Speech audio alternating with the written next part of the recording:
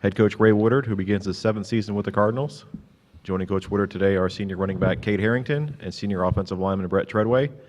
Both are preseason All-Southland Conference selections. Harrington established a Southland Conference single-season record with 2,092 yards rushing last year, a number which also led all FCS.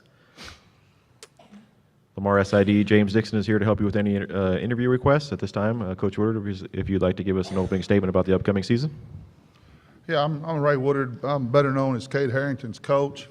It's great to be here again. This is always a great event.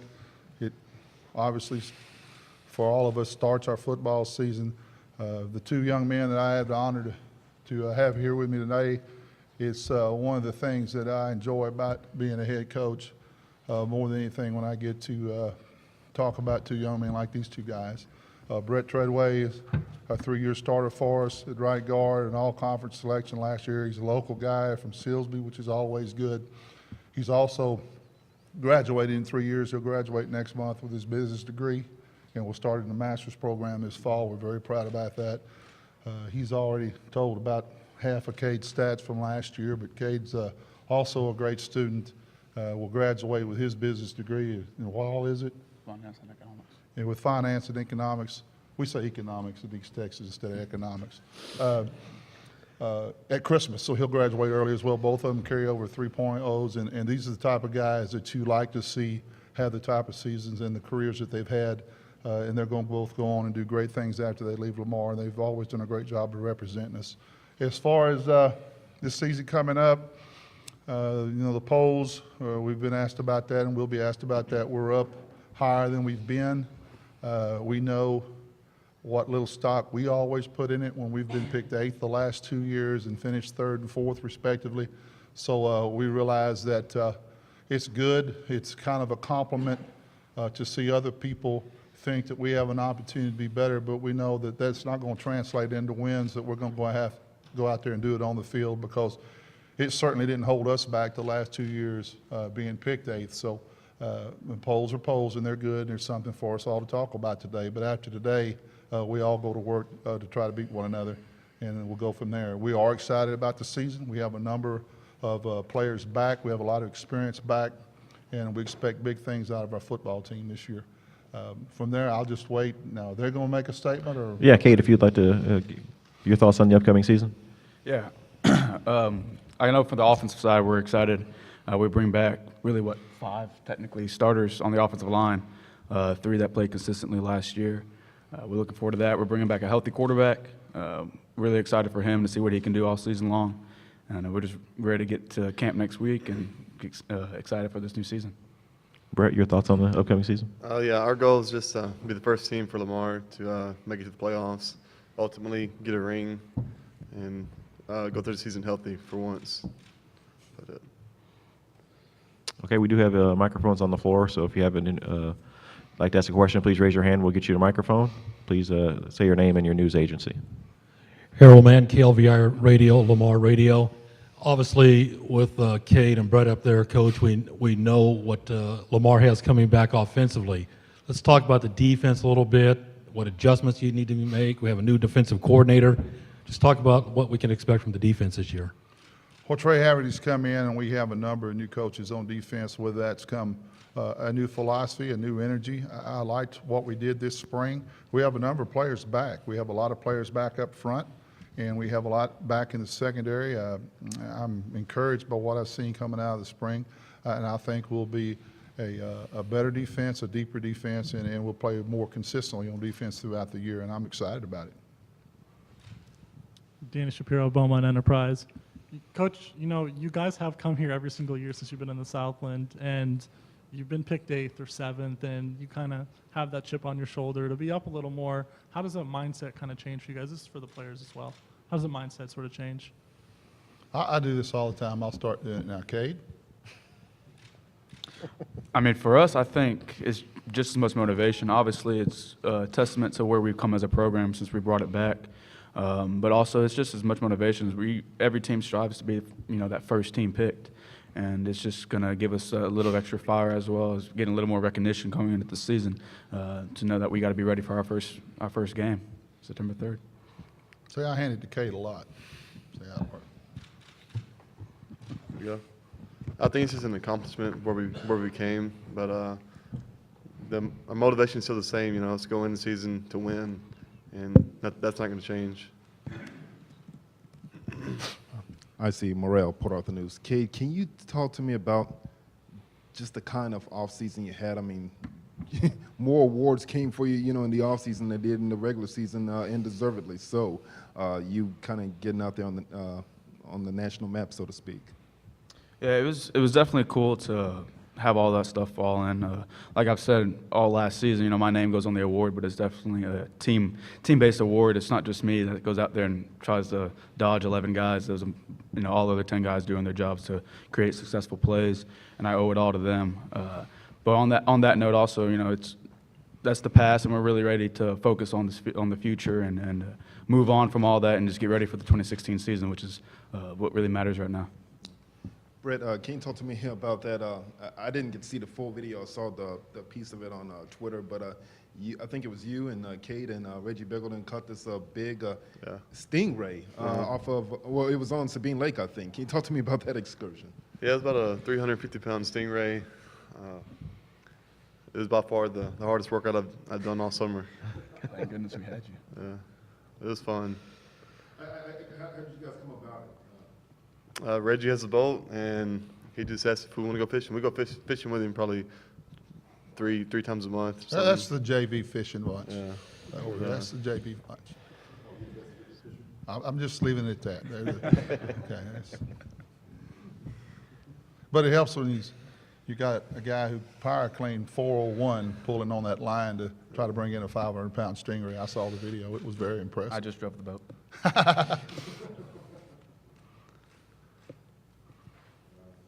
Coach Woodard, can you hear me? Yeah, PT but I in the can't middle. see you. Oh, okay. That's the first time. How you somebody- doing? That's the first time somebody didn't see me. And I say Coach Woodard, Coach Dr. Woodard. I like saying that because not too many. I think there's about 5 in the college ranking as doctors, head coaches. Am I correct? I think so. I think so, but that's something you ought to be reckoned with. One of the things also is you talk about your students, your student athletes. You refer to that constantly. And you got 2 players on your podium. One's going to graduate in December, and the other one's fixed to start on his master's. So that shows some type of success that you're having with your student athletes on your team. So you do have an impression there. But I'd like to talk to what you told me earlier. 2 questions. The first question is, I want you to tell me, now he's the one that said this, who's your best fisherman on your staff, and who's the best golfer on your staff? I'm gonna toot my horn on the fishing only because I'm the oldest guy on the staff, and I got more experience. Golfing is Brian Morgan. I would love to one day be able to play the way he plays. But and BMO, you're watching. I gave you credit for the golf, but Okay, fishing, on a I serious still own note. the fishing rods. Okay. On a serious note, I've noticed Hey, that the fishing's last serious. couple. Come on now. I was noticing on the last year you had a great recruiting crew come in. This year I think you might have passed the bar. So tell us about your recruiting personnel that's coming in, or do you expect them that you need some help with them, or just be depth? Both. This guy is the prime example of freshman. I wasn't expecting him to even make the travel squad as a freshman. He ended up being our starting running back. So we do think we'll have some freshmen that will push our older players, and we'll have a few that will get on the field and start. We're getting to the point where we're not counting on half the freshman class having to come in to start to make us good, but we think our last 2 recruiting classes have been our best. The older guys don't like to hear that, and that puts a little chip on their shoulder, and that's fine. But our last 2 classes have been very good, and they'll push these older guys, and that's what makes for a great camp, and that's what makes for great competition. And I think it's only going to make our football team better and deeper as we go along, because as we've learned the hard way in the Southland Conference, towards the end of the year, the teams that are deep have a chance to win because everybody's going to have injuries. And I think, I look at McNeese 2 years ago, they opened up against Nebraska, and I saw that game, and they should have beat Nebraska, and I thought, no, boy, they're head and shoulders better. By the time they played us, they didn't have hardly the same bunch on the field. This past year, they were able to stay healthy, and your health and your depth has a lot to do with how you play the second half of the year. And I think we're going to be deeper than we've been. Coach, speaking about that depth a little bit, I know you're a big fan of adding a 12th game to the schedule. What are your kind of thoughts on just the 12th game, and then just the issues that could come with it, with not having a fresh team? And this is for Cade too, because you've missed some time with it. Well, I like that we have a lot of teams in our league playing. We have 9 conference ball games, and that's good. But what it's done, the odd number of the year when you only have 4 conference home games, it makes it tough to have 6 home games when you only have an 11-game schedule. Getting that 12th game, we'll be able to even out and have 6 and 6 every year. That's the main reason I want it. I want our home crowd to have 6 games every year. And I think it's good. I think FBS plays 12, and we might as well play 12. I think the fans, the players, coach, I think everybody would be for it, and I hope it passes. Coach, talk about your schedule. A lot of times, here in the Southland, you only are able to get to 2 non-conference. You get the big game, and then maybe, I hate using this phrase, maybe a cupcake out there. You guys open up with an FCS top 10 team against Coastal Carolina. Just talk about your non-conference schedule before you move into conference. Well, we'll find out how good we are pretty quick. Coastal Carolina has been a playoff team the last 5 years. They're transitioning up to FBS. They'll be in the Sun Belt next year. They have 85 scholarships. They're a good, experienced program, and they'll be in here September 3rd into Beaumont, and we'll find out where we are. We follow that up the following week with an 11 a.m. kickoff against the University of Houston, and they're arguably coming off their best year ever, 13-1, and they're preseason top 20, and could be preseason top 5 if they play OU the first week in Norman. If they were to beat Oklahoma, they would move up, way up the poll. So again, we will definitely play 2 teams and 2 games that will prepare us for conference play, and we're going to have to, because the next week opening up, Sam Houston's going to come to town, and they're number 2 in the nation preseason, and they're going to open up with Panhandle State and be open, so I don't see them dropping. And they'll come in there number 2 in the nation, and really kind of ticked off that we beat them over there last year. So our first 3 ball games, we better be ready to play, and it'll make, for camp, it'd be very easy to motivate our players to prepare in camp, because we're going to have to be a good football team from the first game on, and they realize that. The schedule shows it. Isn't that right, Kay? Oh, yeah. Ray, Alex Hickey, like Charles American Press, you're now the longest tenured coach in the Southland Conference at the same school. Does that strike you as pretty weird, crazy? How do you respond to that? When I got there, I said I wanted this to be my last job, and it's just worked out. And I think it's one of the reasons we've gotten where we've gotten. I've put all my energy into this program, and God willing, I'll be there a while longer. But we are kind of in some ways, a transition conference. Assistant coaches are always trying to move up. FBS pays more, and you'll see a head coach from time to time leave our league for an FBS program, and that's fine. But I would like to stay at Lamar, and I hope you keep saying that and get to say that every year for a long time. Hey, Coach, the Coastal Carolina deal, by them coming here this year, is that sort of a home-to-home thing with you in Coastal Carolina? No, we were struggling to find an opening game, and nobody would play them. They couldn't find anybody to play them. And they first wanted us to go there, and we just couldn't do it. We couldn't open up with 2 games on the road. So they had to almost come to our place because they were having trouble finding a game. It was the last game we filled, and it was very late. It was this year we filled it. So they're a good football team, and that's why it happened the way it happened. But it's just a 1-year deal, because they'll be FBS next year. To kind of piggyback off, maybe the transition in the Southland. One thing also about the Southland, there are teams in the last 10 years that have either relaunch their football programs, or just launch their football programs. Talk about the challenges, I guess. Talk about maybe the fun and then the challenges of being in a league like that where you have, Incarnate Word, you guys, Southeastern Louisiana, you guys within the last 10 or 15 years just launched or relaunched this program. What kind of dimension does that add to the conference? How fun is that challenge? Well, I think it's a blessing and a curse. I think when you're a startup program and you're going into the Southland Conference, there's a lot to sell. When you say we're going to be a member of the Southland, that means something to recruits and to areas, because this is a great football conference. And to say you're going to be a member of that, it gives you instant credibility.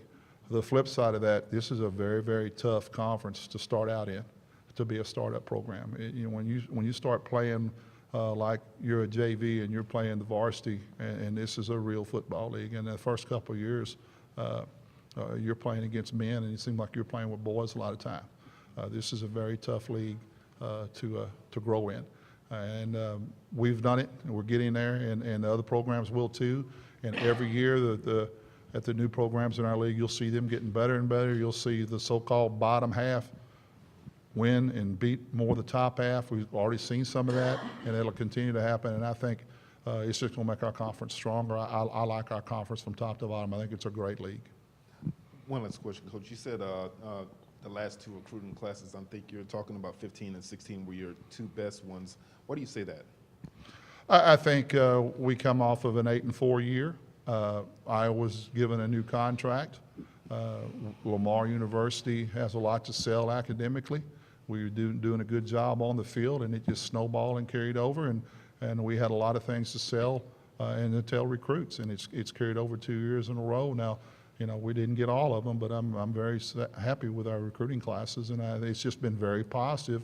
I think what a lot of people were holding back to see is, could we do it on the field? And when we finished up, I think we won 7 of our last year, or 6 of our last 7, or whatever it was. We finished up good, and like I said, it showed that I was going to be there for a while, and it kind of all came together.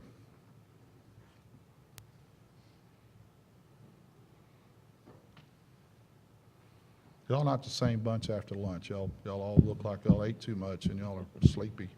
All right. Brett. Oh, you already said last question. Now, what are you doing now? Sorry, yeah. Well, my mind fluctuates. Brett, what are you looking most forward to on the schedule? What game? Yeah. Probably the first conference game, Sam Houston. See if we can pull off another win.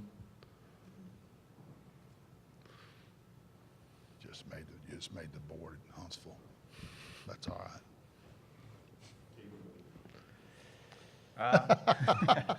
I'm looking forward to that first game.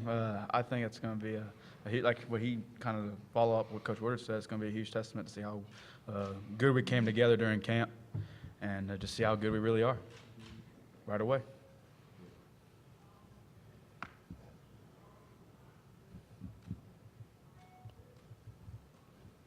Any other questions for coaches, student athletes? Pretty easy.